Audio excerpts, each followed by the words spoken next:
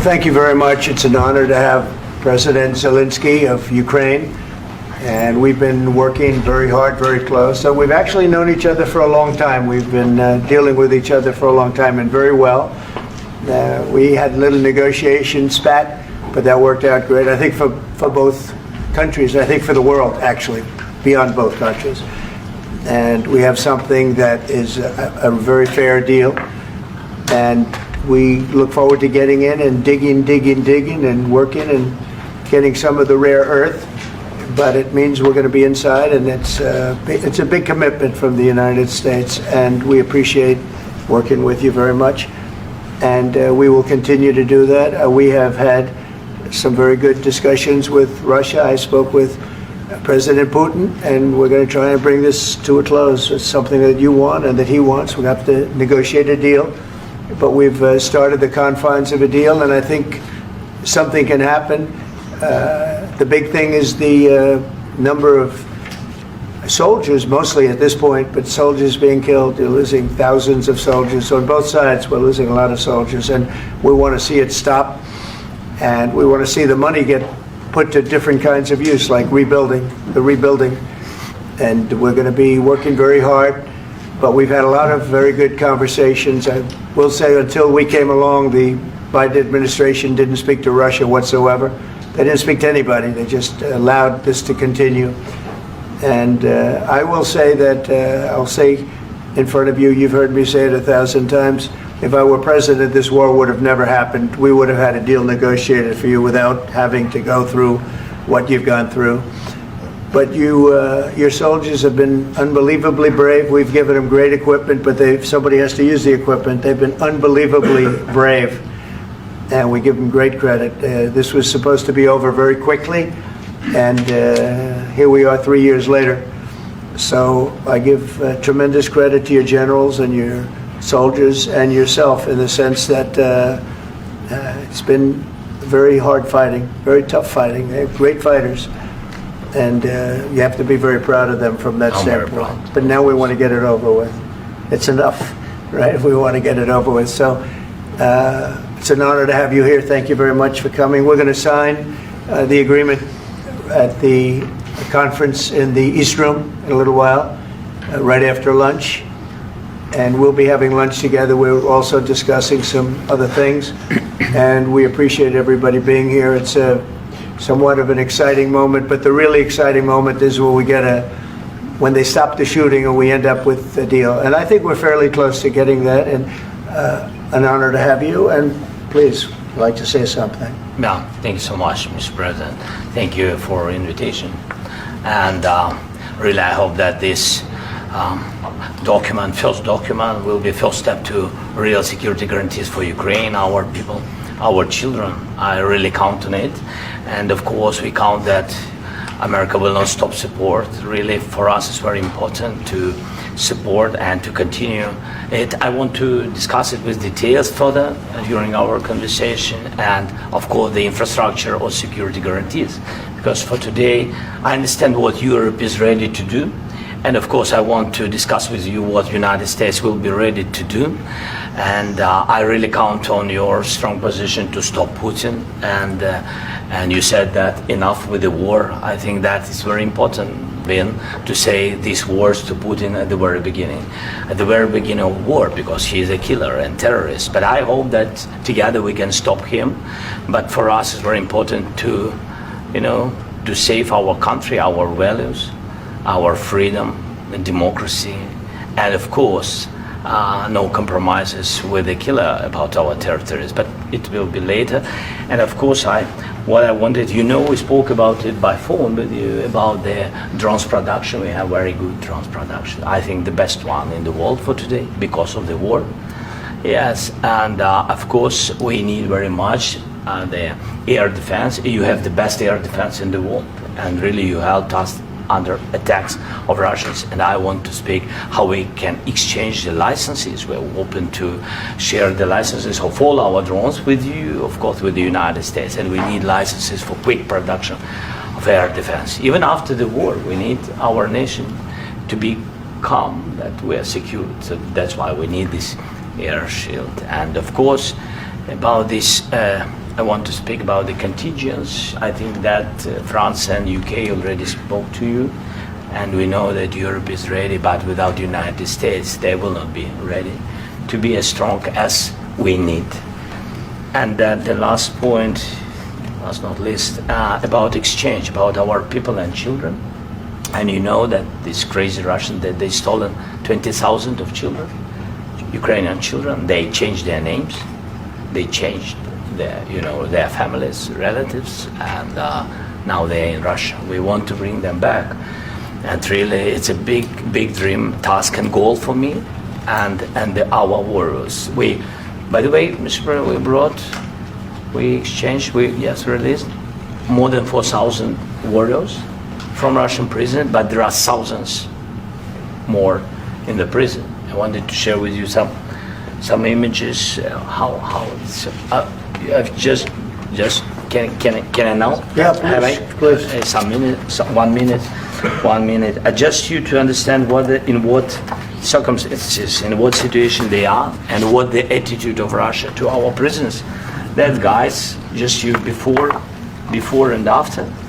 And you see before and after, just you to understand. Now thousands of such guys, ladies and men, there, and that, so they don't eat, they beat them, and they, they do a lot of bad things. So out of, even during the war, there are rules. Everybody knows there are rules during the war. So these guys, they don't have any rules. You see that 50, 60 kilograms left, and a lot of such things. And I didn't want to show you what the changes with images of children, because I will just share with you. And I mean, it's looking tragic. Yep, that's tough stuff. I wanted very much to give you, and you see. Yeah. This is pastor, by the way. They stolen pastors, because it's not Russian church. They stolen pastors and moved pastors to the prison. At the end of last year, we brought 3 pastors, and we could exchange them. And this is pastor, you see. Yeah, that's tough. Yeah. So I mean, this I wanted to show you, and this. So thank you very much. We want to get that ended, right? Yeah. Of course, we And want. I think we will. And We have to, of course. do you have any questions, please? Mr. President. Thank you, Mr. President. With how much money is the U.S. going to put into the fund that is being created today, and how does this provide long-term security for Ukraine? Well, we don't know exactly how much, because we're going to be putting some money in a fund that we're going to get from the raw earth that we're going to be taking and sharing in terms of revenue. So it's going to be a lot of money will be made from the sale and from the use of raw earth. And as you know, our country doesn't have much raw earth. We have a lot of oil and gas, but we don't have a lot of the raw earth. And what we do have is protected by the environmentalists, but that can be unprotected, but still it's not very much. They have among the best in the world in terms of raw earth. So we're going to be using that, using it for all of the things we do, including AI and including weapons and the military, and it's really going to very much satisfy our needs. So it's something that just worked out really well. We have a lot of oil, and we have a lot of gas, but we don't have raw earth. So this has just about every component of the raw earth that we need for computers, for all of the things we do. This puts us in great shape. And on long-term security for Ukraine, how does this provide it? I think they're going to have great luck. I think once we make the agreement, that's going to be 95% of it. They're not going to go back to fighting. I've spoken with President Putin, and I feel very strong. I've known him for a long time, and I feel very strongly that they're very serious about it. And we'll make a deal. And when the deal is made, I don't think we talk about security. Everyone's talking about the other day. All they talked about was security. I said, let me make the deal first. I have to make the deal first. I don't worry about security right now. We have to have a deal, because right now, last week, 2,000 soldiers died on both sides. 2,000, and they're losing 1,000, 2,000, 3,000 a week. So as we sit here and we talk, people are getting shot and dying on the battlefield.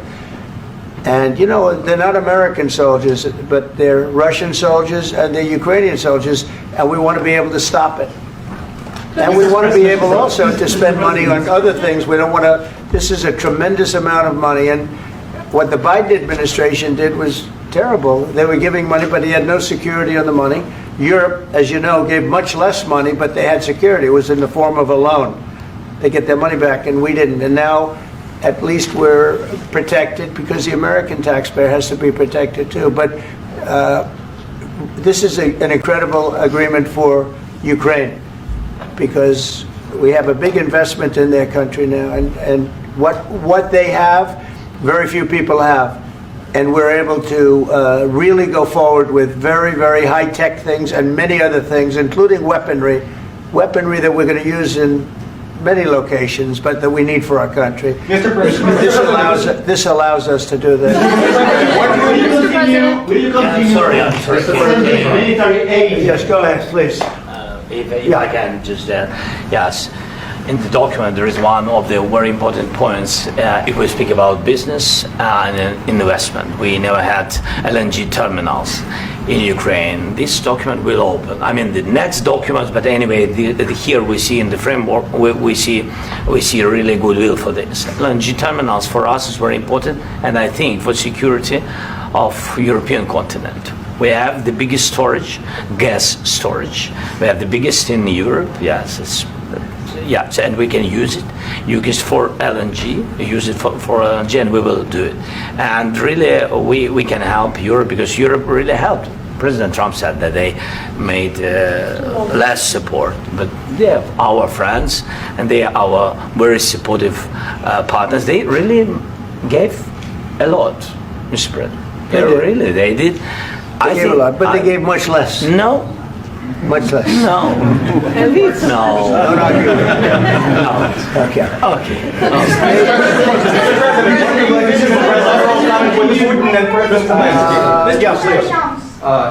Mr. President Trump, you have repeatedly called the deal with Ukraine as a historical one.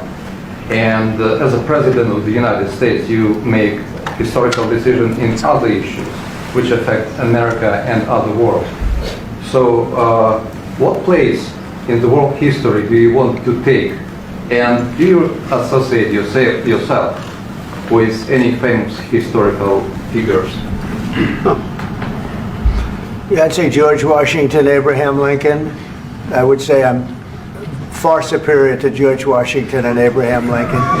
Now, you know I'm only kidding, right? Because when I say that, the fake news is going to go wild. They're going to say he considers himself to be better than Washington. But you never know. You never know. I don't compare myself to anybody. I'm here to do a job. We've had a great 35 days or whatever it might be, a month, a little more than a month. We've accomplished tremendous amounts. Not only this would be a very great achievement if we could get the war stopped and get them back to normalization. I think that's going to happen. We've had very good talks on both sides, as you know. But I think we've done a very good job, just generally. If you look at all of the things we've done in 30 days, they're saying there's never been a opening for a president. The first month, there's never been a first month like we've had. And this is one of the very important things. This, to me, is one of the most important things because we have tremendous death taking place as we speak, and I don't want to have that. You know, think of the parents, whether they're in Russia or Ukraine, think of the parents of all these people being killed needlessly. They came to our territory. Should have never started. This would have, if I were president, this would have never started. Mr. President, will you continue sending military aid to Ukraine after the U.S. signs this agreement with Ukraine? Yeah, we're going to be continuing. President Zelenskiy, do you feel like the U.S. is on your side? That President Trump is on your side at this moment? Right. What do you think? He wants to know, do you think that, sort of a stupid question. I guess we wouldn't be here if I wasn't. I think that the United States on our side from the very beginning of occupation, and I think that President Trump on our side, and of course, I'm sure that the United States President will not stop support. This is crucial for us. It's important for us. Yes. And Putin, the president speaks about the people and the soldiers which are dying, but they came to our territory, they came to our land. They began this war, and they have to stop. And I think this is the question, with really the most important question. Can President Trump, I hope yes, with some other allies, to stop Putin, withdraw these enemies, our enemy, withdraw these troops from our land? And I think that you asked about the history, I think that if President, or when he will stop Putin, if President Trump will bring peace to our country, I think he will be on this wall. I think. We've had very, very good talks. What about military aid to Ukraine? President Zelenskiy just said that there will be no compromises with Vladimir Putin. I just wanted to ask both of you, firstly, are there compromises that you think that President Zelenskiy is going to have to make? And President Zelenskiy, is there anything that you might be thinking that you may be able to offer or bring to the table, for example, elections? Thank you.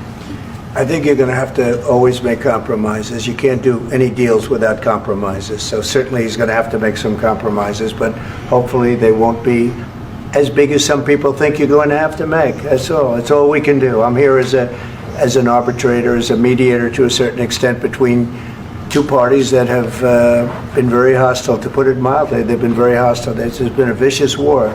There's been a vicious war.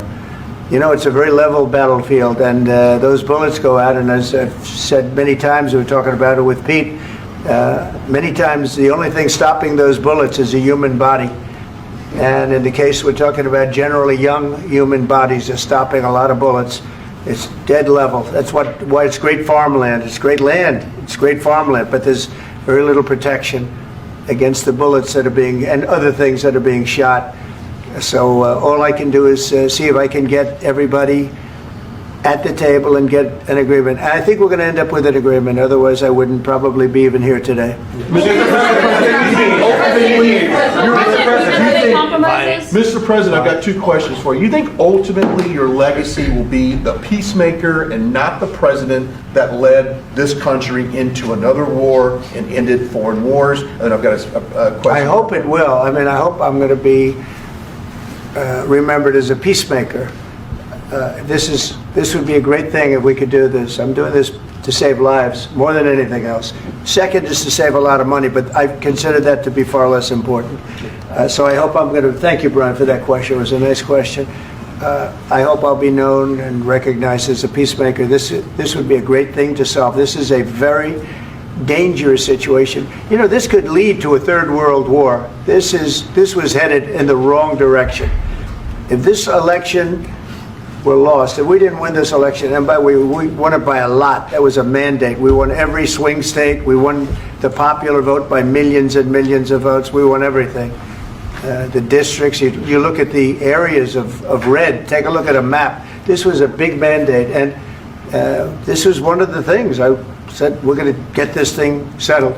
If we didn't win, I think this could have very well ended up in a third world war, and that would not have been a good situation. What was your second question? And my second question for President Zelensky: why don't you wear a suit? You're at the highest. Why don't you wear a suit? You're at the highest level in this country's office, and you refuse to wear a suit.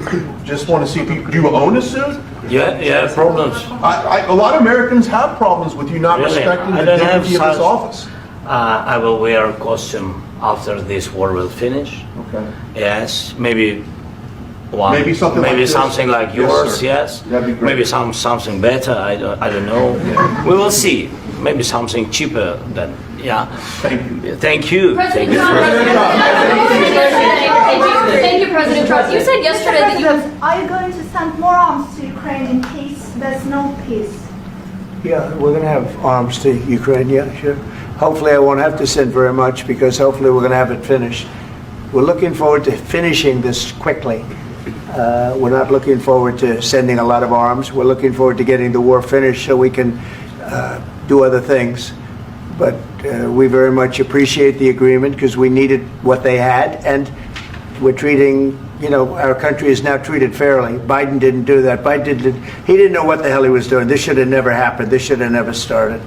But, Sure, the answer is yes, but hopefully we won't have to send much, because I'm looking forward to getting it done quickly, very quickly. Does that mean you'll provide security guarantees, Mr. President? I don't want to talk about security yet, because I want to get the deal done. You fall into the same trap like everybody else. A million times you say it over and over. I want to get the deal done. Security is so easy. That's about 2% of the problem. I'm not worried about security. I'm worried about getting the deal done. The security is the easy part. Security is very nice. Everybody stopped shooting. And now will Europe put people there? I know France is going to. I know the UK is going to. I know other countries are going to, and they happen to be right next door. We haven't committed, but we could conceivably. We have security in a different form. We'll have workers there digging, taking the raw earth so that we can create a lot of great product in this country. So in that sense, you have something, but we haven't determined that yet. I will say, in speaking to France and in speaking to, and they were here, as you know, last week and just the other day, they have committed to a lot of security. I don't think you're going to need much security. I think once this deal gets done, it's over. Russia's not going to want to go back, and nobody's going to want to go back. When this deal ends, I really believe this deal is going to be over. Question? Please go ahead. Thank you. Go ahead. Thank you, Mr. President, thank you. You had President Macron and Keir Starmer at the White House this past week, both of whom praised your courage and conviction to lead the pathway towards peace. Yes. Part of that involved, though, re-engaging Russia in diplomatic relations, something that previous leaders lacked the conviction to do so. What gave you the moral courage and conviction to step forward and lead that? Well, I love this guy. Who are you with? One American News, sir. Well, that's why I like him. One American News does a great job. I like the question. I think it's a very good question. It's a pathway to peace. It's a pathway to getting something solved. And I feel that as the head of this country, I have an obligation to do that. Plus, we're very much involved. We got involved. It's too bad we got involved, because there should have been no involvement, because there should have been no war. And there shouldn't have been October 7th. That would have never happened. As you know, Iran was broke. They had no money to give to Hezbollah. They had no money to give to Hamas. They were stone cold broke. And then under Biden, they became rich as hell. They went from no money to $300 billion in a period of 4 years. And they gave a lot of that money away, and you see what happened. And that's a real mess also that we hope to be able to solve. But no, I appreciate your question very much. I feel I have an obligation to try and do something to stop the death. If I can answer. Yes, if I can answer. Please, sorry. go ahead. Please. And I do like your clothing, by the way. Yeah, really? Even though I think he's a great guy, by the way. But I don't know if you two like each other. But you know what? I think he's dressed. I like this guy. I think he's dressed beautiful. So I have more serious things than answer on such Yeah, questions. sure, I will answer on more serious That's a good questions if statement. I can. That's good. Yeah. So please, about security guarantees and about just ceasefire. We can't just speak about ceasefire and speak. It will not work. Just ceasefire will never work, because I'm like a president. I have this experience, and not only me. Ukraine before my presidency, from the 2014, Putin broken 25 times. 25 times he broken his own signature. 25 times he broken ceasefire. But he never broke to me. He never broke to me. No, you were the president.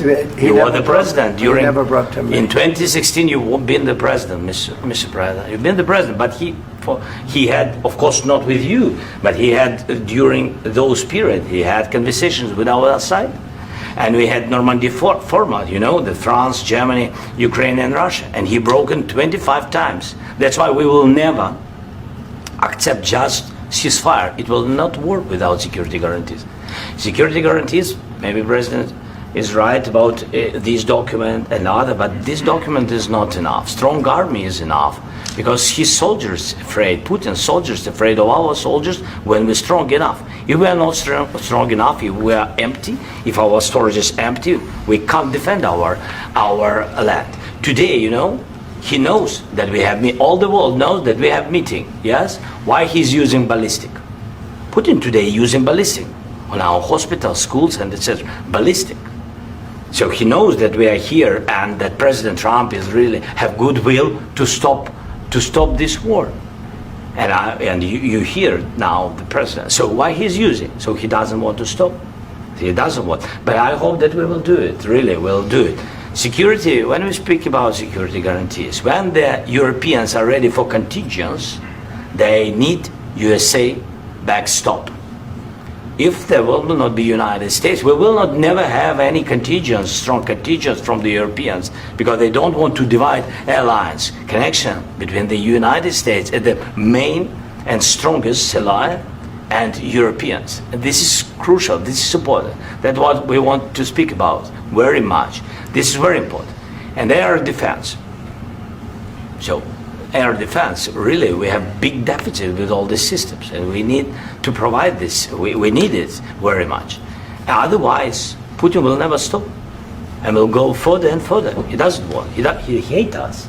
You know, it's not about me. He hates Ukrainians. He thinks that we are not a nation. He thinks, and he shared these thoughts. I think maybe with your team also. I don't know, but with all the Europeans, in media, officially and not, he always said that there is no such country, such nation, such language, and such life like Ukrainian. No, he really doesn't respect all the Ukrainians, and he wants to destroy us. And you are right, Mr. President. That's 2%. This document, maybe other documents, it's a very good start, very good, but it will not enough to stop this person. Should Russia pay to rebuild Ukraine? Mr. President, after these Should Russia pay to rebuild Ukraine? They have to pay. This question. This is the rule. This is rule of the war. This is the rule of the war. During all the centuries, all the history, this is the rule of the war. Who began, those pay.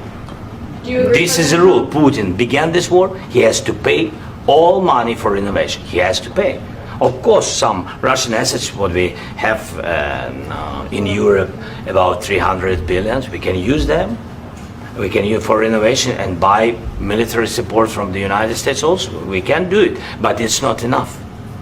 It's not enough. President, under these circumstances, do you envision a trilateral summit with Putin and President Zelensky? Wait 1 second. I asked this question that you didn't like because I wanted to know if you want to position yourself in the middle between Russia and Yes. Ukraine, or on the Ukraine side. No, I'm in the middle. I want to solve this thing. I'm for both. I want to get it solved. And it's wonderful to speak badly about somebody else, but I want to get it solved. If we can solve it, great. If we can't solve it, they're going to have to fight it out, and who knows what's going to happen. But I want to see it get solved. May I follow up? One more question about U.S. troops in Europe. One more question about U.S. troops in Europe. After Russian invasion of Ukraine, your predecessor sent additional troops to Eastern Europe, including Poland, my country. Yeah. Are you committed to keeping these troops on the eastern flank of NATO in the future? I'm very committed to Poland. I think Poland has really stepped up and done a great job for NATO. As you know, they paid more than they had to. They are one of the finest groups of people I've ever known. I'm very committed to Poland. What about Baltics? Poland's in a tough neighborhood, you know. What about the Baltics? The Baltics, they got a lot of, it's a tough neighborhood too, but we're committed. We're going to be very committed, and we're committed to NATO. But NATO has to step up, and the Europeans have to step up more than they have. And I want to see them equalize, because they are in for far less than we're in, and they should be at least equal. You understand that? Why is the United States, we have an ocean in between, why is the United States in for so much more money and other things as Europe? With that being said, and as you said, they've also been obviously very helpful, but we have put in far more than they have, and I think they should equalize. Mr. President, Please, go ahead. Ask you about the agreement again today. What changed between the first time that Secretary Bessent gave President Zelensky the agreement and today for the signing? We made a deal. So What was the I'm just- deciding factor? I'm a business person. We made a deal. That's what changed. Mr. President, I didn't think we were going to make a deal, and We ended up making the deal, so that changed. Mr. President, what and how do you envision a trilateral summit with President Zelensky and Putin? I don't know, under but these well, they circumstances? don't like each other. I can tell you that. Okay? They do not like each other. This is not a love match, and it's unfortunate. That's why you're in this situation. The United States should not have allowed this to happen. Okay? The United States, run by a man that didn't know much. I'm going to be very nice. Run by an incompetent person, very incompetent person, should never have allowed this to happen. I've stopped wars. I've stopped many wars.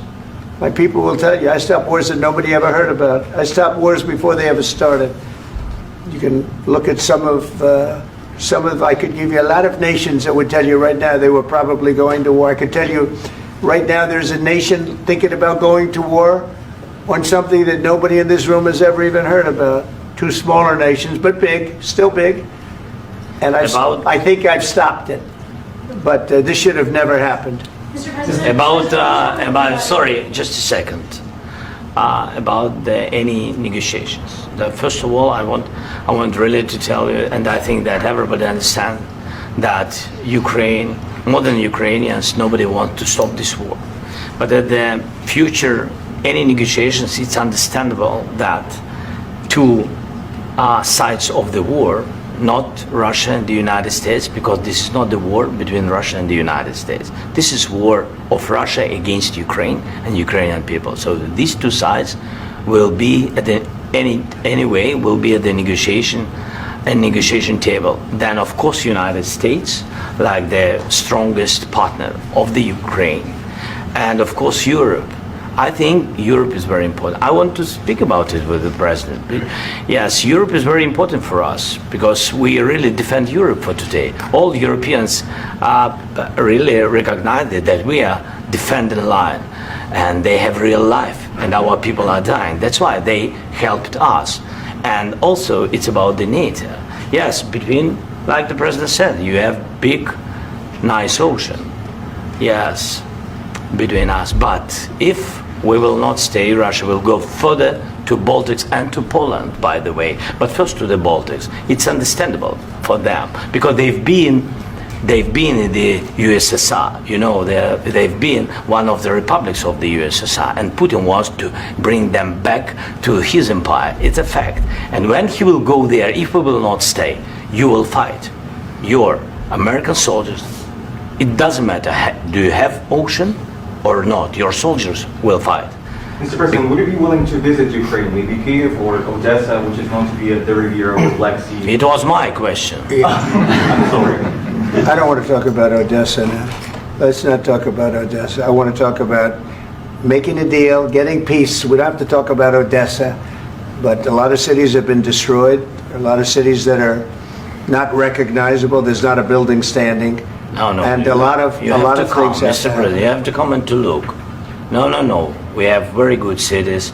Yes, a lot of things have been destroyed, but mostly cities alive, and people work, and children go to school. Sometimes it's very difficult. Sometimes closer to front line, children have to go to underground schools or online. But we live.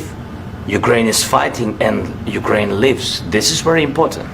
And maybe it's Putin is sharing this information that he destroyed us. No, he lost 700,000 people, 700,000 soldiers. He lost everything. Yes. So. Mr. President, one more. I mentioned Poland. Please, go ahead. When did you last speak with President Putin, and what did he say that? A couple of days ago. And what did he tell you that gave you the assurance that he wanted peace? Well, that's what I do. My whole life is deals. I know pretty good. And I've known him for a long time. I've dealt with him for a long time. He had to suffer through the Russia hoax. You know, Russia was a hoax. It was all Biden. It was nothing to do with him. So he had to suffer through that, and he was able to do that. I think that he wants to make a deal, and he'd like to see it end. That's all I do. That's what I do. My whole life, that's what I do, is make deals. And I'm in the middle of a mess, because this is a real mess. It's a very dangerous one. If this doesn't get solved now, it's not going to get solved for a long time. So I hope we're going to get it solved. In the back, please. Thank you, Mr. President. Prime Minister Starmer claimed repeatedly that his government believes in free speech and was not engaged in censorship. But his country's government arrests people for memes and thought crimes, and even more worrisome is pressuring American companies to censor Americans on its behalf. How can he be a reliable, trustworthy partner when he says things that are demonstrably false on such an important topic? Well, we actually spoke to him about that yesterday, and we thought they took it very, very much too far. JD was very strong on it. So was I.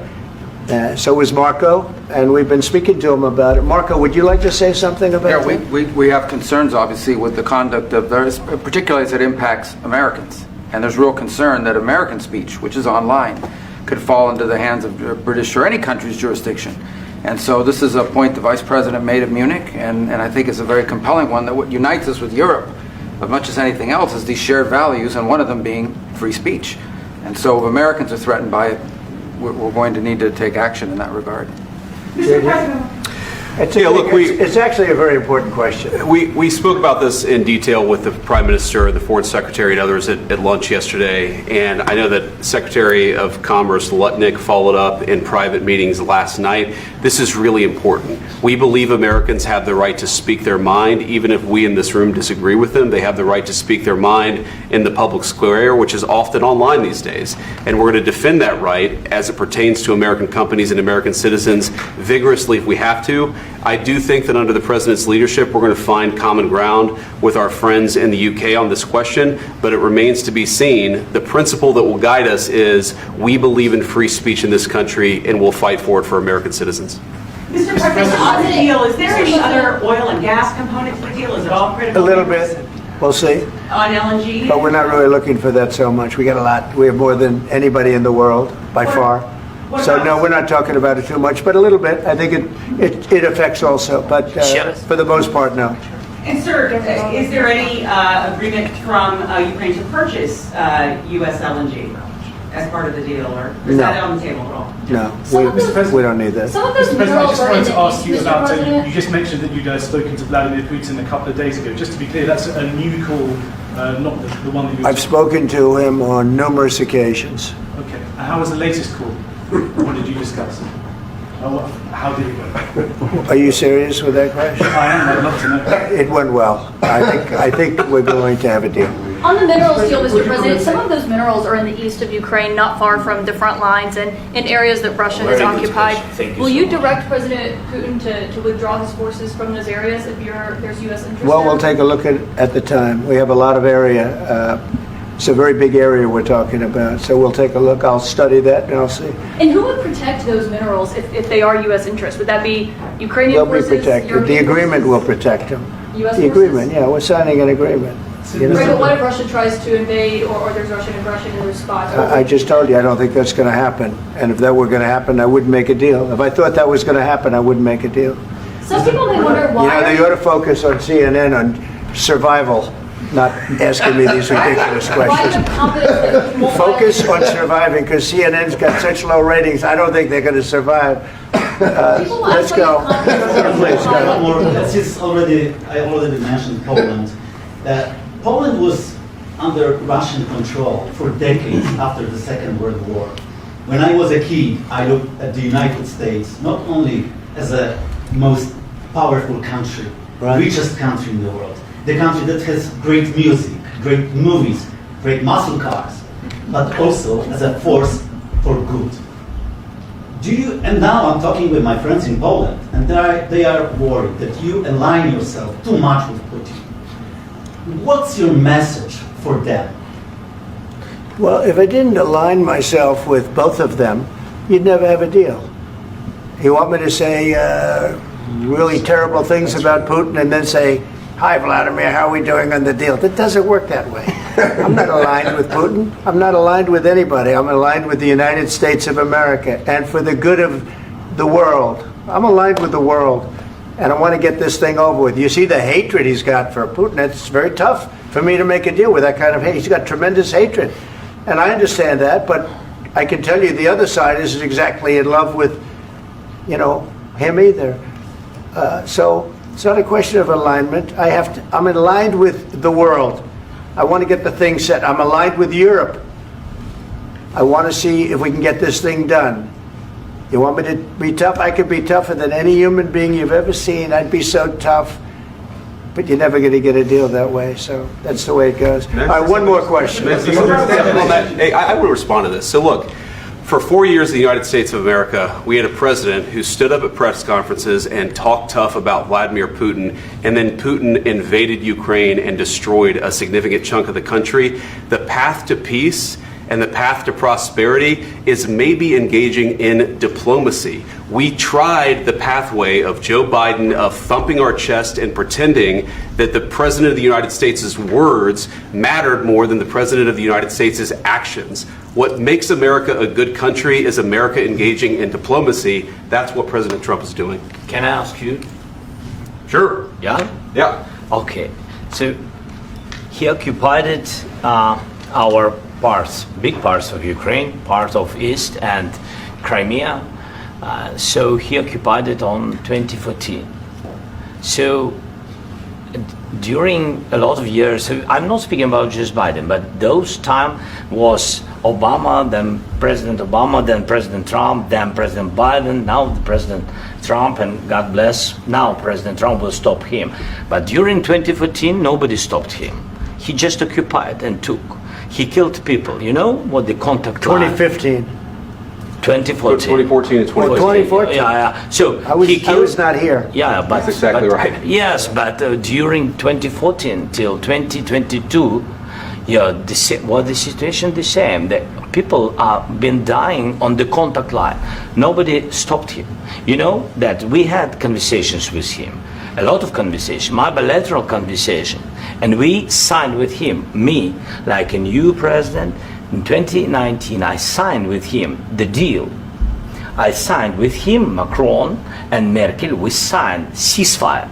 Ceasefire. All of them told me that he will never go. We signed him with gas contract. Gas contract. Yes, but after that, he broken this ceasefire. He killed our people and he didn't exchange prisoners. We signed the exchange of prisoners, but he didn't do it. What kind of diplomacy, JD, you are speaking about? What do you mean?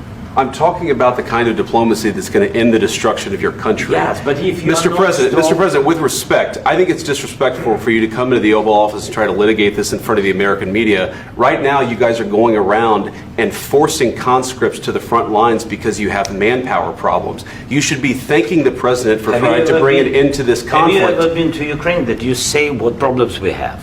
I have been to. Count once. I've actually watched and seen the stories, and I know what happens is you bring them on a propaganda tour, Mr. President.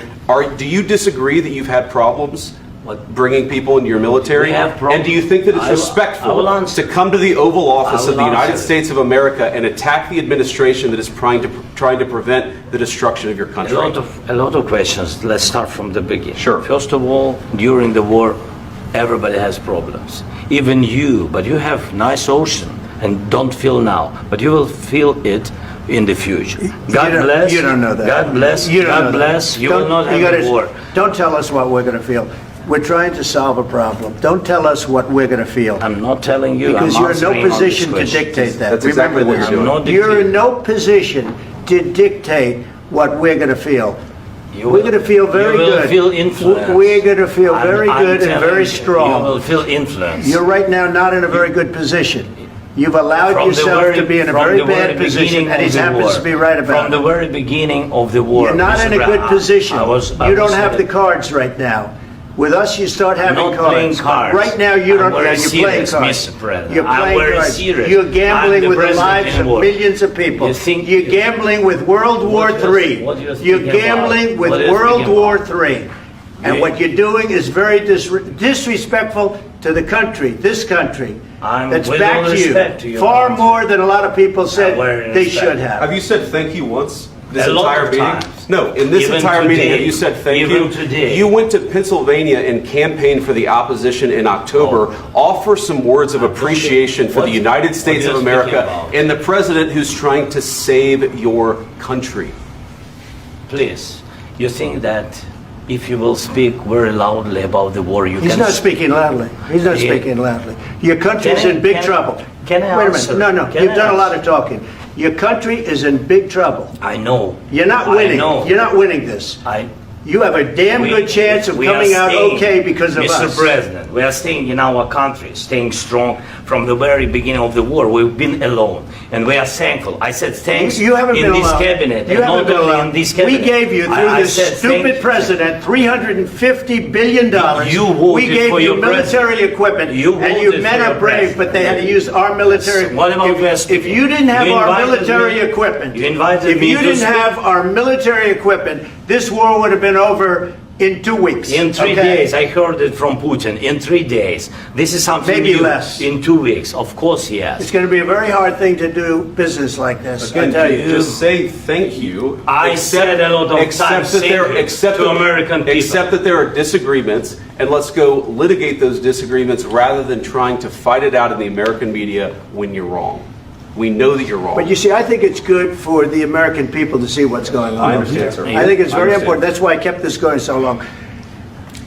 You have to be thankful. You don't have the I'm cards. thankful. You're buried there. Your people are dying. tell you You're again, running I low know. on soldiers. Don't- Listen, don't please, you're running Mr. low on President. soldiers. It would be a damn good thing. Mr. And then President. then you tell us, I don't want a ceasefire. I don't want a ceasefire. I want to go and I want this. Look, if you could get a ceasefire right now, I tell you, you take it so the bullets stop flying and your men stop getting killed. Of course, we want to stop the war. But you're I saying said- you don't want a ceasefire. But I said to you, I want a with ceasefire. guarantees. Because you'll get a ceasefire faster than an agreement. Ask our people about ceasefire, what they think. That wasn't it doesn't with matter me. for you what That what wasn't this with me. means. It That was wasn't with you. a guy named Biden who was not a smart person. This That is was your, with, this that was is with your Obama. president. It was your president. Excuse me. That was with Obama, who gave you sheets, and I gave you javelins. Yes. I gave you the javelins to take out all those tanks. Obama gave you sheets.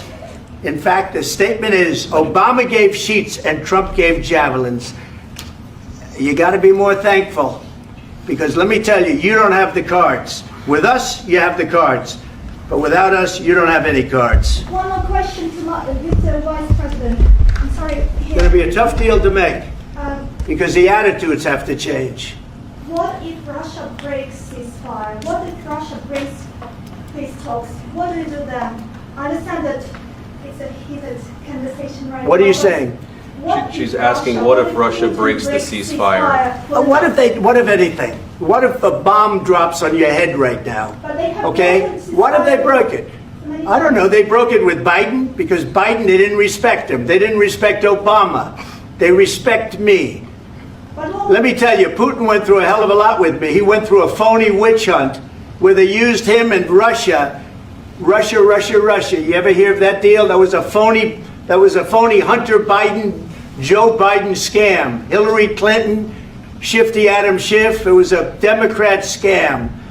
And he had to go through that. And he did go through it. We didn't end up in a war. And he went through it. He was accused of all that stuff. He had nothing to do with it. It came out of Hunter Biden's bathroom. It came out of Hunter Biden's bedroom. It was disgusting. And then they said, oh, the laptop from hell was made by Russia. The 51 agents. The whole thing was a scam. And he had to put up with that. He was being accused of all that stuff. All I can say is this. He might have broken deals with Obama and Bush, and he might have broken them with Biden. He did, maybe. Maybe he didn't. I don't know what happened. But he didn't break them with me. He wants to make a deal. I don't know if you can make a deal. The problem is, I've empowered you to be a tough guy. And I don't think you'd be a tough guy without the United States. And your people are very brave. But you're either going to make a deal or we're out. And if we're out, you'll fight it out. I don't think it's going to be pretty, but you'll fight it out. But you don't have the cards. But once we sign that deal, you're in a much better position. But you're not acting at all thankful. And that's not a nice thing. I'll be honest, that's not a nice thing. All right, I think we've seen enough. What do you think? Huh? What's this negotiation? This is going to be great television, I will say that. All right. We'll see what we can do about putting it together. Thanks, sir. I need the back of the We'll see. I don't know. All right, guys, come on. Wait, President. Hey, let's go. Guys, come on.